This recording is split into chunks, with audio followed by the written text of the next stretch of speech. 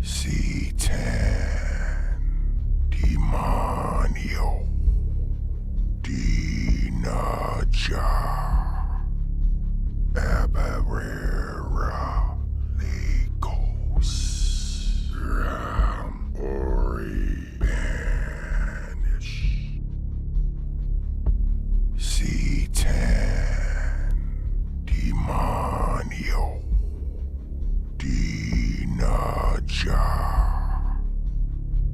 Abarera Legos Ram Ori Banish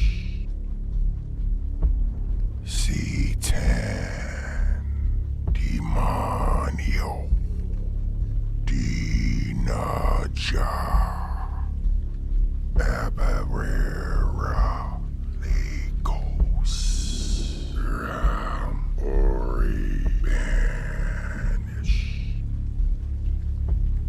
Satan Demonio Dinaja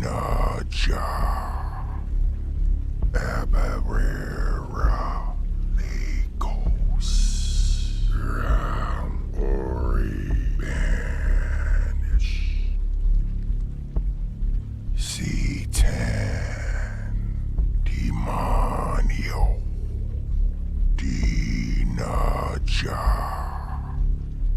Abarera Legos Ram Ori Banish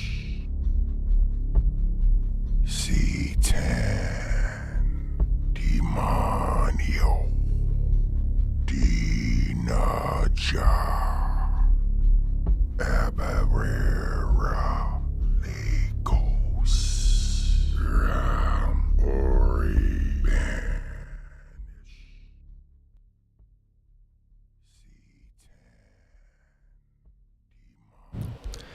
Hail Satan, hail Lilith, hail Lucifer, hail Paimon, hail Baphomet, hail thyself. We reject the Trinity, we reject the baptism of John, we reject the baptism of the Spirit. Welcome everyone to Satan and Coffee, Sunday Black Mass. It is good to see everyone here. Very happy to see everybody. Hope your weeks have been well. Hope you've been able to channel the infernal black flame through your week's work. So I'm excited about what we're going to be getting into today with the Satanic Bible, because we're moving over to Air, the Book of Lucifer, the Enlightenment, right? Very aptly named. We are going to skip the page here where it explains Lucifer and what Lucifer's history is in comparison to kind of like the Roman god and the Christian mythology. We're going to jump right into the first chapter here, because this is the part that I am most excited to talk about. So let us begin, shall we? It is a popular misconception that the Satanist does not believe in God. The concept of God, as interpreted by man, has been so varied throughout the ages that the Satanist simply accepts the definition which suits him best. Man has always created his gods rather than his gods creating him. God is to some benign, to others terrifying. To the Satanist, God, by whatever name he is called, or by no name at all, is seen as the balancing factor in nature, and not as being concerned with suffering. This powerful force, which permeates and balances the universe, is far too impersonal to care about the happiness or misery of flesh and blood creatures and this ball of dirt upon which we live. So this particular part I find extremely interesting and important, because one of the aspects that we're going to focus on right now is the forever battle of whether or not a Satanist can be a theistic Satanist or all Satanists are only atheistic. And in this paragraph alone should settle that argument. Because to the atheistic Satanist, Anton LaVey and the teachings of Anton LaVey and the Church of Satan are the end-all, be-all of what the belief is comprised of. In this paragraph, we understand now that essentially what Anton LaVey here is saying is it doesn't matter what you call your God, right? It doesn't matter, if you call Satan God, or if you call yourself God, or you call Beelzebub God, or Belial God. It doesn't matter the name that you give to your God, right? As it has been so varied throughout history, that the most important aspect is what works for you. And this is one of the things that I get into when I talk about working with Baphomet. So we like to kind of look at our workings when we work with the infernal, when we work with Lilith, when we work with Paimon, when we work with Belial, when we work with Beelzebub. When we work with these entities, we like to sit there and look and say, well, they have a certain personality, a certain way that they like to interact. They have a certain level of caring or importance into what we do or what we don't do. Now, if that is what you get out of working with your infernal, then so be it. But personally, I do fully believe in this last line here, right? This powerful force which permeates and balances the universe is far too impersonal to care about the happiness or misery of flesh and blood creatures on this ball of dirt upon which we live. Yes, you can call upon the infernals and you can ask and say, hey, I need this thing, I need to give direction to my energy here. But too much I see that the occultists in this world sacrifice their own ability and their own power in the results that they achieve and give credit to the deity, to the entity, sacrificing your own power in the name of your deity. And it's perfectly fine to work with your deity, to give yourself direction, to give yourself... One second, I think I'm clipping here a little bit. Let me just bring down my volume just a wee bit here. There we go. Okay, so in this working that we do, yes, we call upon Belial, we call upon Baphomet, we call upon Lucifer, we call upon Lilith to aid us in direction, to aid us in gnosis and knowledge, right? In our Gnostic ventures into the occult. It is inside these moments of growth and realization and enlightenment that we sadly, many of us, sacrifice what we've done to get to where we are. How many of us have done ritual and praise be to this entity for giving to me this thing? No, the entity didn't give you anything. To put it bluntly, to put it simply, if an entity is to give you something, it's going to manifest and materialize in front of you. That being said, how many times has an object or thing or situation that you've requested from an entity actually from nothing materialized in front of you? I'm not denying the possibility that perhaps for someone it has happened, but I'm going to go out on a limb here and say that the probability of any of us really experiencing that happening is slim to none. And so in this case, what is the entity's point? What is our God, our God's point in this working that we're doing, in this ritual? Right? Well, to fulfill our requests by putting us in the direction that we need to go in.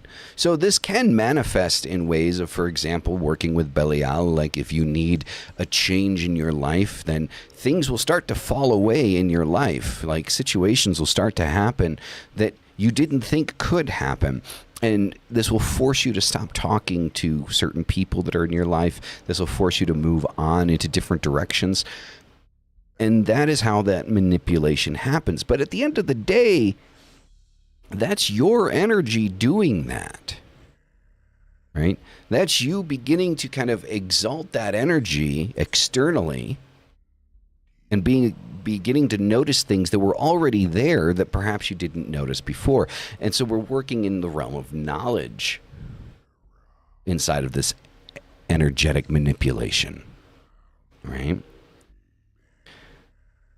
But to end the debate of whether or not a Satanist can be a theistic Satanist or an atheistic Satanist, that first paragraph of "Wanted God Dead or Alive" should close that argument for always. Anton LaVey himself said that the Satanist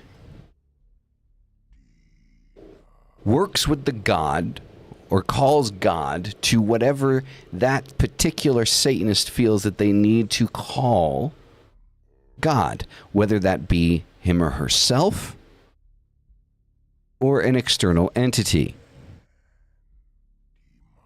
It may not say external entity directly, but again, let's read this one more time for argument's sake.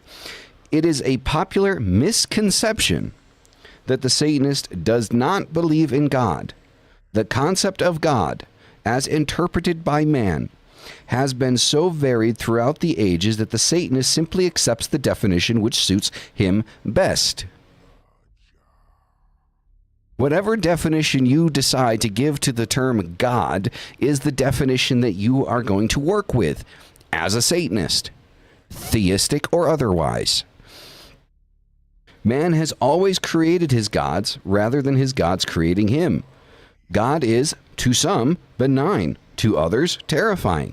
To the Satanist, God, by whatever name he is called. Whatever name he is called.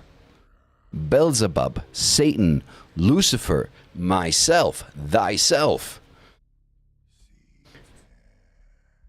Or by no name at all. You don't have to believe in any God. There's no necessity to. You can, but you don't have to. Is seen as the balancing factor in nature. This is the big thing right here. This God, whether it be yourself or be no God at all, is seen as the balancing factor in nature and not as being concerned with suffering. This powerful force which permeates and balances the universe is far too impersonal to care about the happiness or misery of flesh and blood creatures on this ball of dirt upon which we live. So even there, Anton is hinting at this idea that there is something larger than ourselves, but it just doesn't give a shit about us. Otherwise, why would he put that in there?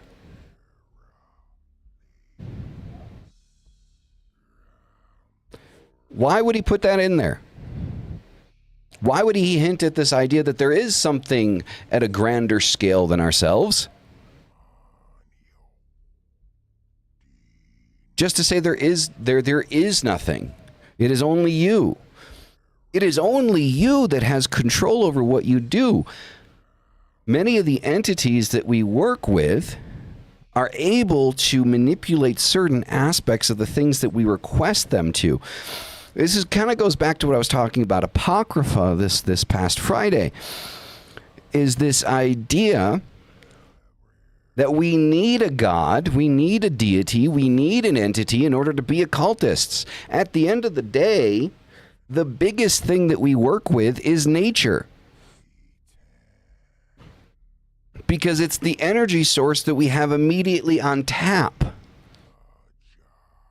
And that's what we talk about when we talk about manipulating energy, is that amplification, is taking our desires, our wants, our needs, the things that we focus on, and amplifying that energy, amplifying that focal point, and making things happen. And what's the fastest way to pull that? Nature. Because it's right in front of you. Why do you think we light candles when we do ritual? Not because it's pretty. I mean, it's definitely a part of it. It's aesthetically pleasing, especially when you get a bunch of black candles all over the fucking place. But that's not the reason. It's the fire element. It's fire. Sage, generally speaking, represents air when we start saging things, right? When we use a sage stick, generally speaking, that represents the visualization of air.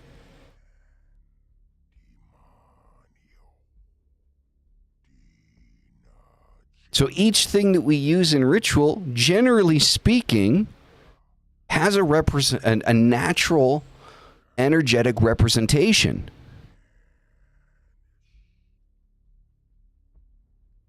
We pull from the thing that's in front of us. We up the ante when we start pulling in deities and entities and things like that. When we begin to build a relationship with these entities, instead of just calling upon them when we want something. And this is the biggest thing a lot of people miss.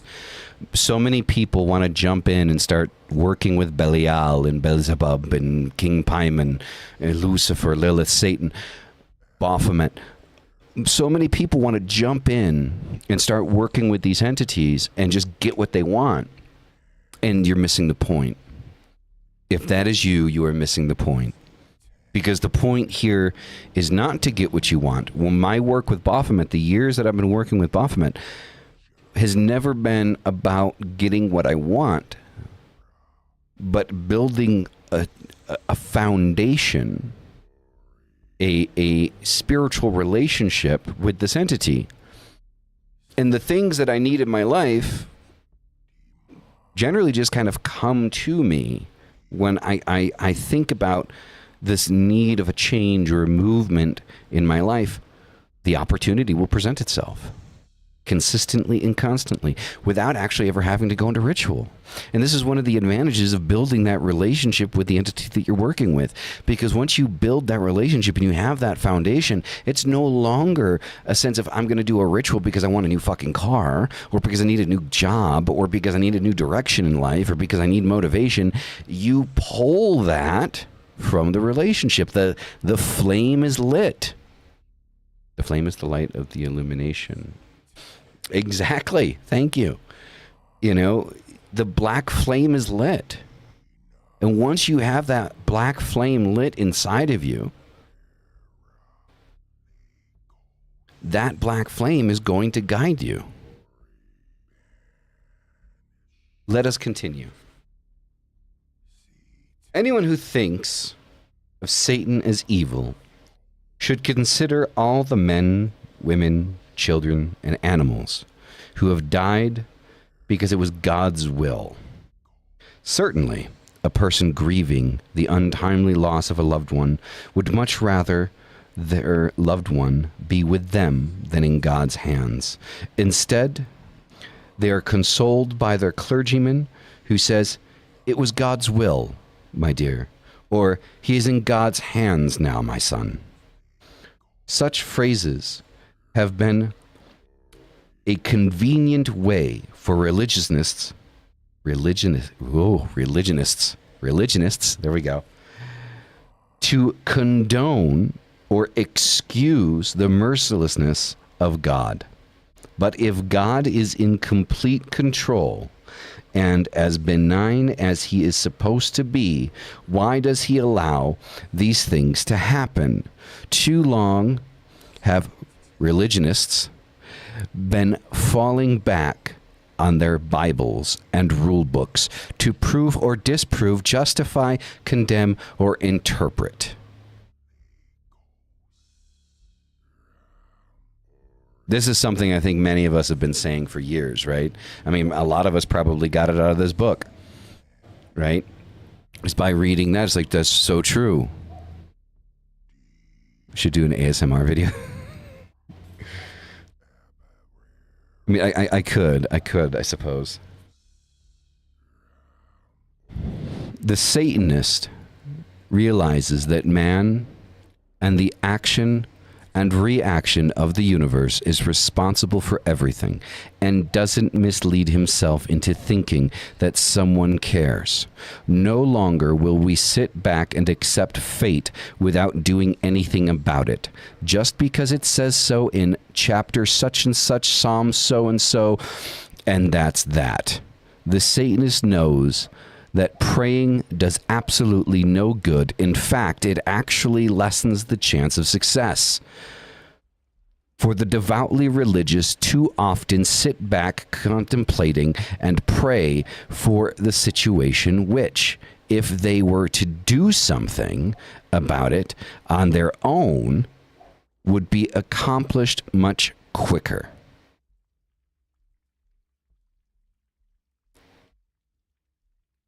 Again, left-hand path, occultism. God has no bearing on what we do and what we don't do in the grand scheme of things. God is an excuse for one group of people to control another group of people. And this has been proven time and time again. It is an excuse for murderers to murder. It's an excuse for rapists to rape. It is an excuse for molesters to molest. It is an excuse for evil to exist because evil is created by man. Christianity, Catholicism, Abrahamic faith, the one God, exist only to control and manipulate the masses. That is it. Nothing else. And it is sad that for so long we have fallen prey to the good book and clergymen across the world. The Satanist shuns terms such as hope and prayer, as they are indicative of apprehension. If we hope and pray for something to come about, we will not act in a positive way, which will make it happen. The Satanist, realizing that anything he gets is of his own doing, takes command of the situation instead of praying to God for it to happen. Positive thinking and positive action add up to results. Complete truth. This is one of the things I completely talk about that I support 100% inside of the occult. You can do all the rituals in the world, all the spells in the world. But if you sit back and do nothing, nothing's going to happen. Because though you're putting out that universal energy and telling the universe and telling the things that make the universe tick, this is what I want, this is what I need. If you're not putting the physical energy into that happening, into that taking place, then you are going to stay where you are. Because we live in a physical plane. We do not live in a spiritual plane. We are spiritual beings, but we live in a physical plane. And if your physical action does not match that of your spiritual action, your spiritual requests, then you cannot by any means expect anything to happen. Quite simply, you don't like your job, get another one. You don't need to do a ritual for that.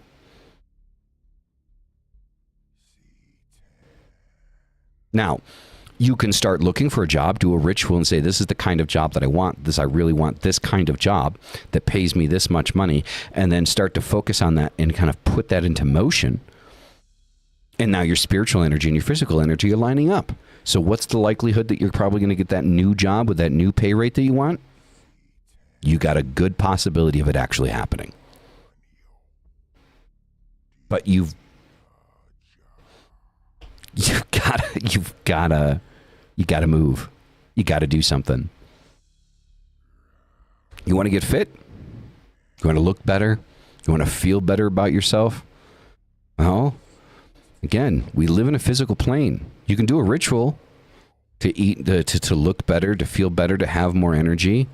And it's a high probability that it's going to help you. But if you're not hitting the gym, if you're not going for a walk, if you're not watching what you're eating, it doesn't matter how many rituals you do. It's not going to change.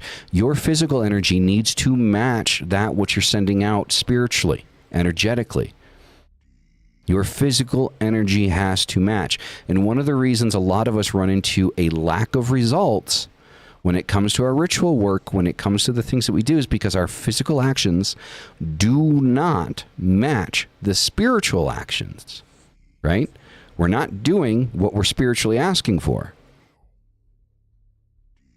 It depends on you. You have the ability to do amazing things, to do great things, to do powerful things. That energy does something.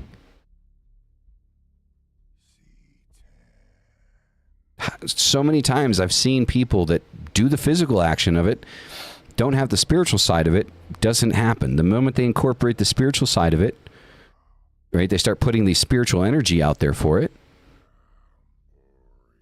that starts to match the physical action, boom. Evil is a human concept. It's irrelevant in nature, so evil can only be applied to human things. Completely agree with you, Lady Tessa. The good book that allows people to shun responsibility and say the devil made me do it. Exactly. On point. Totally agree with both of those statements. Right? Totally agree with both of those statements unequivocally. Sometimes I feel like magic doesn't create outcomes. It increases the odds of the outcome. That's exactly what happens. That's exactly what happens. That's exactly what magic does. Now, are there situations where magic can have immediate results? Right? Yes. Totally. Right? You might be able to chalk it up to coincidence, but once you have a consistent amount of results that happen, each and every time that you do something, then it's kind of, it's like, all right, this makes sense. I'll give you guys a simple example.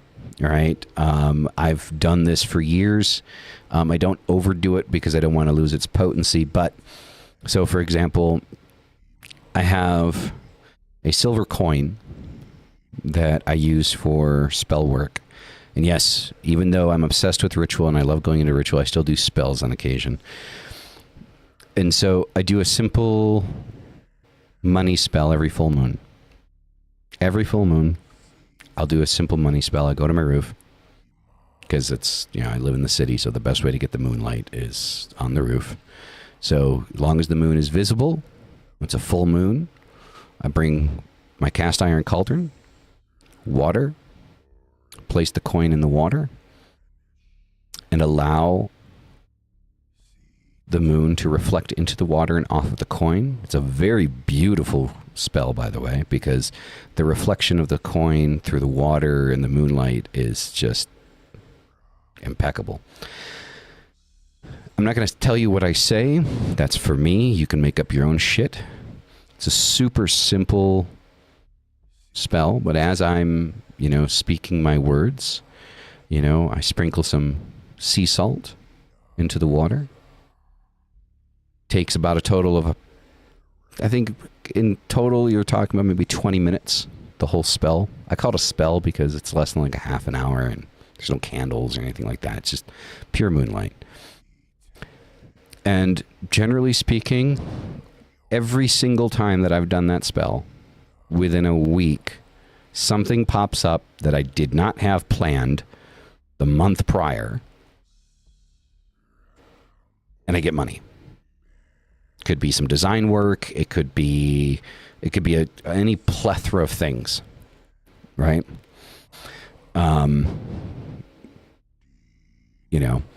That come into the realm of being from nothing.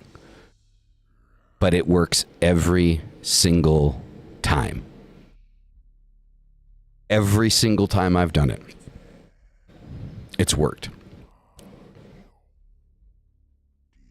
So I don't overdo it.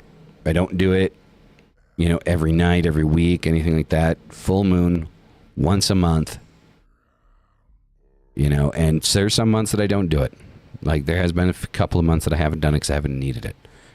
But generally speaking, for the last 3-4 years, almost every full moon, once a month, I've done that spell, and it's worked every single time that I've done it. Super simple, nothing crazy. Now, because of we want to get into the alchemical aspect of it, I do not suggest using any other type of coin that isn't silver. Use a 999 silver coin, so that's pure silver, right? Essentially pure silver. Doesn't matter what design's on the coin.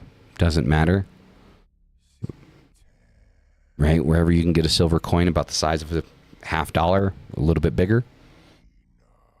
Just to make sure that the moonlight's actually able to kind of reflect off of it. Right? Small little cast iron cauldron. Right? So, there you go. That's the first. I think that's the years of doing these shows. This is the first time I've ever given you guys like an actual spell that I've done. I usually don't do that, so consider yourself honored. Right? So, but that's an example of certain magic being able to conjure things that maybe didn't exist beforehand, right? And the reason I talk about the consistency of results is because every single time that I've done this thing, within a week, I've gotten something that's going to give me money. Now, you're not going to get rich off of it, right? Sometimes you won't even get, enough to cover whatever it is you need to cover, right? I mean, I've done it. There was one time I did it, and I think I found like $50 on the street, right? Walked out of my house, went to the corner, and there's like $50 on the road. Not paying any bills with $50, but it still worked, right? There have been other occasions where I've done it and I got a brand new client, a brand new contract, and I got a couple $1,000s. It varies, the amount that you get, but the fact that the money comes, right? So there you go, right?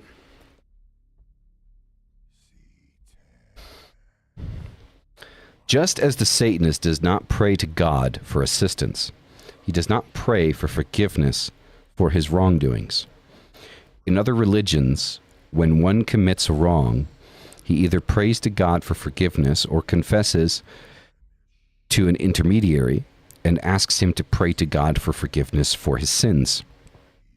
The Satanist knows that if praying does no good, confessing to another human being like himself accomplishes even less, and is furthermore degrading, which is 100% accurate. I do believe that confession exists only to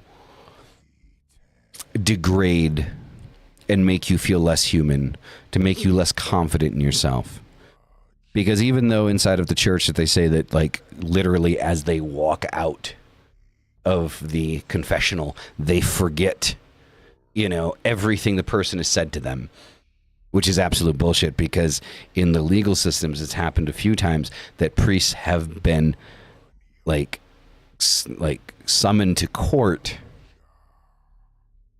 to talk about the things that, murderers have told them and things like that. Right? And they've had to do it. When a Satanist commits a wrong, he realizes that it is natural to make a mistake. And if he is truly sorry about what he has done, he will learn from it and take care not to do the same thing again. If he is not honestly sorry about what he has done and knows he will do the same thing over and over, he has no business confessing and asking forgiveness in the first place. But this is exactly what happens. People confess their sins so that they can clear their conscience and be free to go out and sin again, usually the same sin. And this is 100% correct. The thing is when you do something that's wrong, the only reasons why people would confess is, one, they're afraid of hell, and two, honestly, like I said, it's constructed in such a way that you get to sit there in church looking at the guy talking on the altar, right, that knows everything that you've done, every transgression you've ever had. And you cannot tell me that confession, that the church has never, ever used confession to blackmail people that they needed to blackmail to get things that they want. You cannot tell me that that hasn't happened. There may be no record of it, but you can't tell me that it's never happened.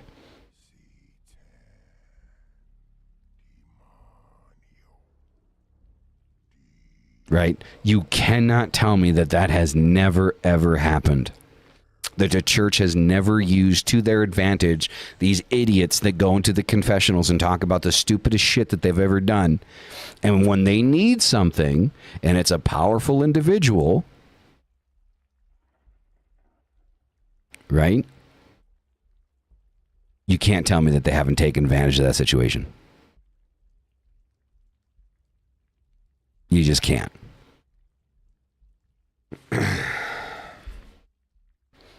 There are many different interpretations of God, in the usual sense of the word, as there are types of people. The images run from a belief in a God who is some vague sort of universal cosmic mind, to an anthropomorphic deity with a long white beard and sandals, who keeps track of every action of each individual. Even within the confines of a given religion, the personal interpretations of God differ greatly. Some religions actually go as far as to label anyone who belongs to a religious sect other than their own a heretic, even though the overall doctrines and impressions of godliness are nearly the same. For example, the Catholics believe that the Protestants are doomed to hell simply because they do not belong to the Catholic Church. In the same way, many splinter groups of the Christian faith, such as the evangelical and revivalist churches, believe that the Catholics are heathens who worship graven images. Christ is depicted in the image that is most physiologically akin to the individual worshiping him, and yet the Christians criticize heathens for their worship of graven images, and the Jews have always been given the devil's name. Just keep going. Even though the God in all of these religions is basically the same, each regards the way chosen by the other as reprehensible. And to top it all, religionists actually pray for one another. They have scorn for their brothers of the right-hand path because their religions carry different labels. And somehow, this must be released. This animosity must be released. What better way than through prayer? What a polite way of saying, I hate your guts, is the thinly disguised device known as praying for your enemy. Praying for one's own enemy is nothing more than bargain basement anger, and of a decidedly shoddy and inferior quality. Again, all of these things that are being mentioned and talked about so far are things that I think that we've discussed to some degree in Apocrypha and previously here on Satan and Coffee. So let's break it down. Let's break it down, and let's talk about the breakdown for a second here, yeah? So why is all of this relevant, and why is it important to understand it? Well, first, it's Satan and Coffee, so let's get some coffee in us.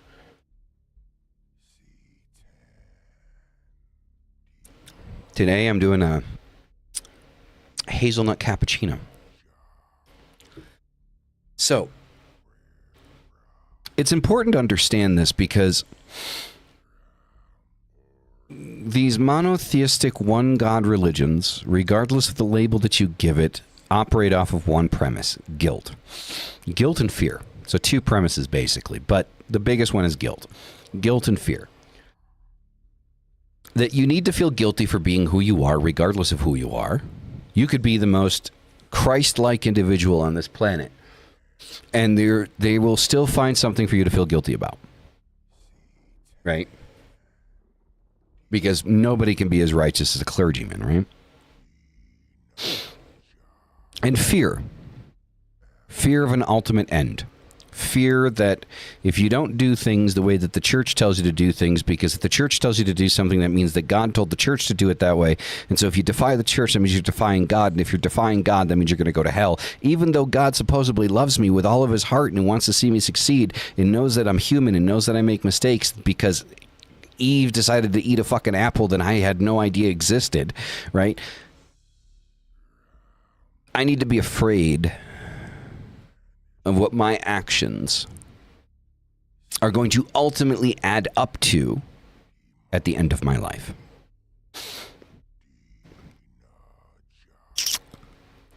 No. The problem here is it is literally control. That is all it is. It is a faith that is designed to control you, to make sure that all of your deepest, darkest secrets are always out in the open. You have no cover. You have no privacy. You have nothing that is yours, not even your own mind, let alone your spirit. And so the reason why this section is so relevant, one, we're talking about the idea of like the atheistic Satanist and the theistic Satanist. You want to be a theistic Satanist, be a theistic Satanist. There's nothing wrong with it. Anton's own book says it. First paragraph, God wanted dead or alive. There you go. If you want the actual page, if a atheistic Satanist turns around and says, "You're not a Satanist because you're theistic. There's no such thing as a theistic Satanist." Page 40, first paragraph. Read it and shut up. Done. Taken care of. Argument finished. Right? So, now that that's out of the way, that's one part that's most relevant. The next relevant aspect is the understanding that the church is not here to save you. God is not here to save you. God doesn't care. Just doesn't. And just like Lady Tessa said, nature is not evil. A lot of us ignore nature as a part of our practice. That was a brilliant mic drop. Thank you. So, and I've used this example a million times. Slim Lewis, thank you. I've used this example a million times in so many shows, so many episodes. And I'll continue to use it because it's the most relevant example of this idea of good and evil. There is only action and consequence. That is it. Decisions and consequences. Consequences we'd like to relate to being like a negative thing, but consequences are just simply A consequence we prefer, a consequence that we personally don't prefer. Doesn't make it a bad consequence. It just makes it bad for us. Right? It could, what's a bad consequence for us could be a good consequence for somebody else. It is what it is, right? And nature operates much the same way. A volcano isn't inherently evil. It just is. It's the way that the earth renews itself. It creates new landmass that way. Right? Earthquakes, tectonic plates. So it's the earth's growing pains, man. That's literally what that is. I mean, that's the best way I know how to translate it. Right? It's the earth's growing pains. Right? Because the earth is eternally changed every time one of those happens. Every time an earthquake happens. Every time a volcano happens. You know, hurricanes, tornadoes. It's just the earth doing its thing. You know, I was surprised, right? This is one thing that kind of surprised the shit out of me here, right? Was with COVID, right? When COVID happens, and anytime like a plague happens and there's like some type of pandemic, you know, the religious right freak out and it's the devil or it's God punishing us. It's evolution, man. It's, you know, disease happens, you know, like these things that, you know, are microscopic exist and we can get them. They're contagious. We come in contact with it. We're a walking fucking petri dish. You know, I mean, that's what we are, right? Right? Or it's a sign of Revelations. Exactly. I saw that one a lot too. That was fucking hilarious. Right? It's like it's a sign of the end times, but I don't want to wear a mask. It's like, wait, what? Like, and then you want to talk about ignoring science, right? Like, I mean, I do understand that, you know, right? Evildoers, shit happens, fucktards. Exactly. You know, like, I understand, like, you know, the N95 masks being the standard, the necessary standard, right? But at the time, because there was such a shortage of N95 masks, right? They essentially just said, like, the government just said, fuck it, dude, just put something on your face, right? Just put something on your face so you're not snotting all over shit, all right? Can we do that, please? Right? You know, and it's a simple thing to ask, right? You know? Oh, God. Oh, that one. Oh, my God. I remember. I literally face palmed when I saw that. I saw a Facebook post about that. Like, the people putting up the 5G towers are causing COVID, right? And they like showing some fucking circuitry inside of there that said COV on it. Like, it said, see, this is the thing causing COVID. It's like, I'm sorry, I didn't know you were an electrical engineer.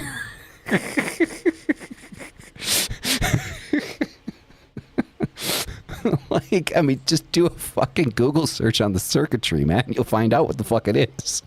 Right? Exactly. Right? Almost fell out of your chair. Exactly. I literally face pumped. Like, I saw a legitimate post from a person that legitimately believed it. And so, like, their explanation, I just went, no. Really? But this is the thing that I'm talking about these monotheistic religions, right? Like, you know, Islam, Judaism, Christianity, Catholicism, you know, all of these, and the list goes on and on and on and on, and they share one great thing in common. They want you to be afraid, and they want you to feel guilty for being who you are. And if you ever step out of line, then you are the devil himself. Right? We're all good people. I know this. Like, I know all of us in this chat, all of us in the community, we're all good people. Right? We have families, we have people that we love and we care about and want to take care of, you know, and want to do the right thing, you know, by our family and by ourselves. Just the same as anyone else. But because we have found the contradictions and the hypocrisy that exist inside of Abrahamic faith, and refuse to believe in the Christian God and refuse to bend knee to said God, we have become the devil to so many people. And it almost makes me feel like it's almost kind of like a fucking, you know, like a Marvel Comics kind of fucking thing to a certain degree, right? Where we can make things happen. We can make things happen. We can do things. They're afraid of that. They don't want to show it because they've allowed, and we've allowed, society to dumb us down and diminish our ability to do things, because so many people say that you can't do this, you can't do that, but you can. Well, that's the thing, right?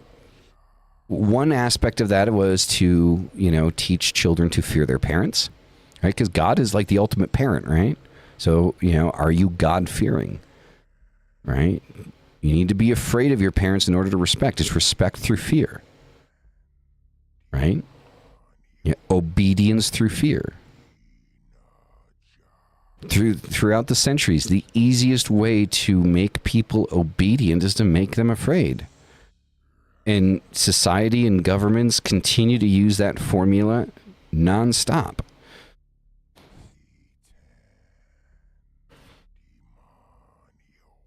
Obedience through fear.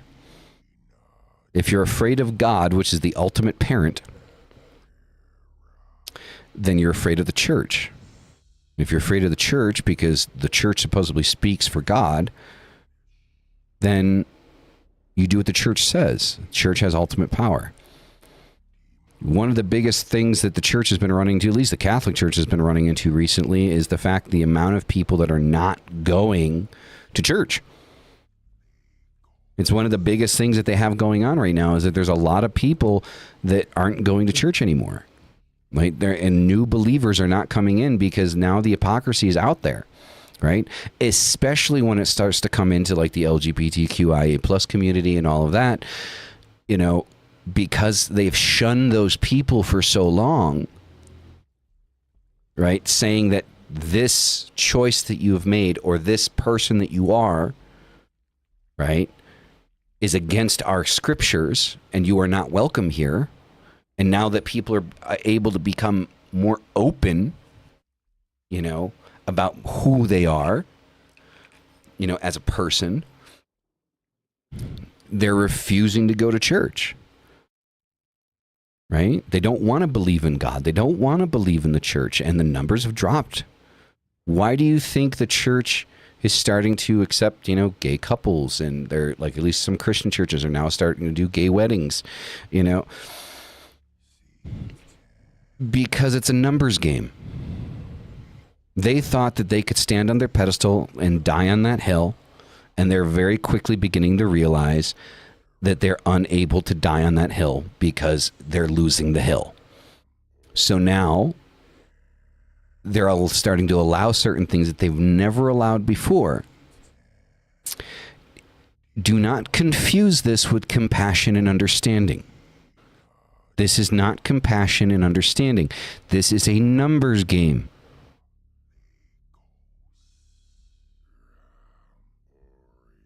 Satan never gave a shit what part of the body you were attracted to. God did. Still does. It's just the men of God want to keep the numbers up. So just like they did with the pagans in the past, they're now beginning to adopt certain things that they've never adopted before to keep the numbers up, to make it easier for other people to convert. Have a couple of gay weddings. Look, it's okay to be gay and a Christian. Even though half of the people in the church are sitting there in their minds saying, what abomination. This is such blasphemy to have these people here. Trust me, that's what they're saying. Exactly. They have.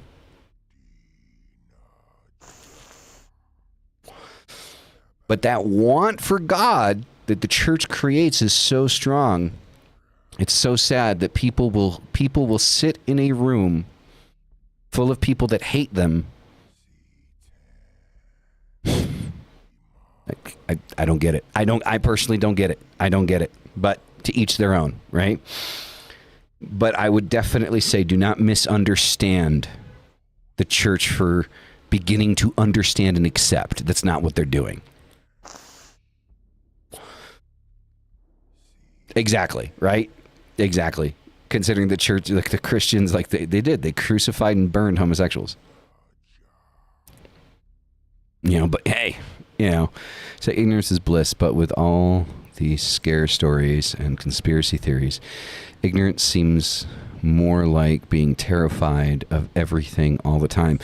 It's a cross, right? It's a crossover. Ignorance to a degree can be blissful depending on what you're ignorant to, right? But these people are more like fearmongers. That's what they are. They're fearmongers. They go into things and they do these things specifically with the intention of creating fear, right? Creating panic.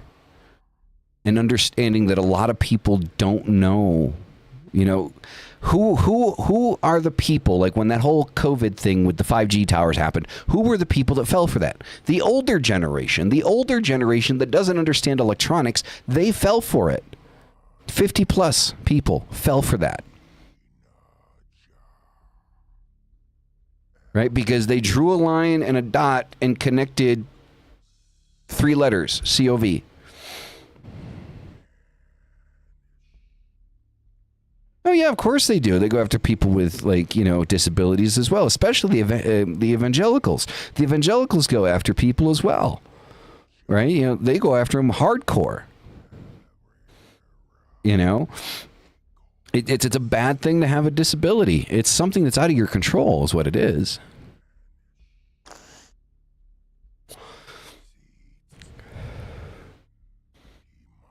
But they want you to think that the devil did it to you.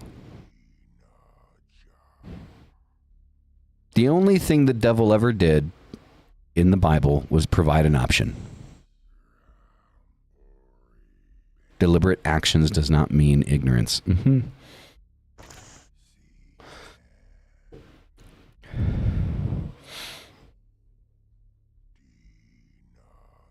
I'm not going to sit there and say that there aren't good Christians out there. I'm not saying to hate all Christians, because then that makes us no better than them.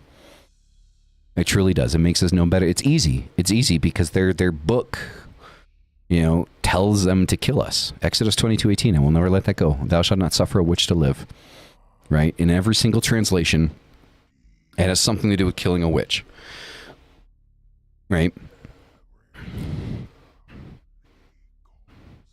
And some try to sit there and say, well, witch is mistranslated. It's, thou shalt not suffer evil to live.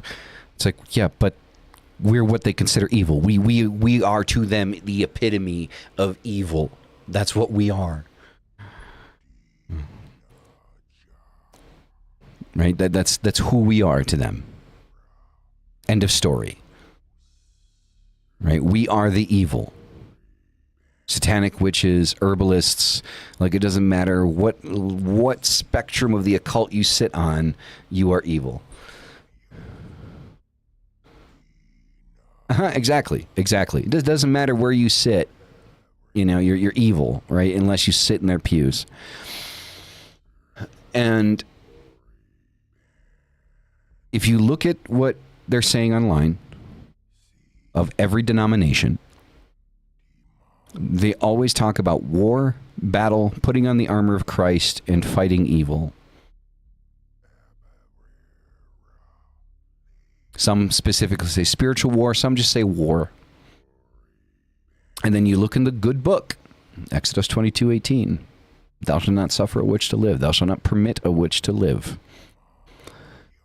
The good book itself tells them that by the word of God, they are not allowed to permit us to breathe. Where do you think that's going to go? And then you have political figures breaking the law and getting off scot-free, or supporting people that break the law openly. Where do you think that's going to go? Like, I mean, let's use the brains that we have in our heads for like 5 seconds for a little bit of deep thought and understand what direction that's going in. Has it happened yet? Almost. You know, you got a guy that had a God shirt on, tried to burn down the Satanic Temple headquarters in Salem, Massachusetts. You know, it's where it's going. And it's only a matter of time before it ramps up. And like I said, it reminds me kind of like the Marvel Comics kind of thing, like the hate towards mutants, right? People with powers, right? Wanting to end, you know, the mutant crisis, quote unquote, right? Baphomet statue beheading? I haven't heard about that. Yeah, that's big. But and going back to also kind of like what's Anton LaVey says in the Satanic Bible in reference to Baphomet also, I wanted to kind of close this circle as well. When he talks about a deity not caring about us and our happiness or our suffering, it's one thing I tell people about Baphomet all the time. Baphomet is not an entity that you work with because you want an entity to care about you or have feelings for you, because Baphomet is simply not going to. Baphomet will work with you, but Baphomet is not there to determine your happiness or if you're happy or if you're healthy. It is the epitome of understanding that inside of the left-hand path, you are responsible for yourself. But Baphomet is also, in how I break down the unholy trinity, is Baphomet, Lucifer, and Lilith. Baphomet being the source point, the connection, the combination of everything, the accumulation of all aspects of the universe into one deity, does not make Baphomet all-powerful. It does not make Baphomet a one true God. That doesn't exist. But what it does do is Baphomet is part of the root system of the black tree of life and death.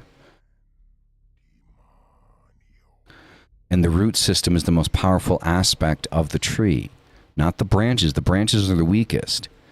We exist on a branch, parallel with others. Baphomet is an aspect of the root system, as part of the seed that sprouted, that created the black tree of life and death. And we, as occultists, only have maybe a 20-30% understanding of the entirety of this tree. So, something that I get into in my book, which will be released this year. So you guys will either be able to buy it, or if you've pre-ordered it when I did the setup for it, you'll get a copy as soon as it's, before it's actually published. So that being said, everyone, thank you for being here for the Sunday Black Mass. I appreciate all of you. I hope you found something useful in this. I look forward to continuing these in next week's show. And as always, hail thy fucking self. And I'll see you in the next one. Peace the fuck out.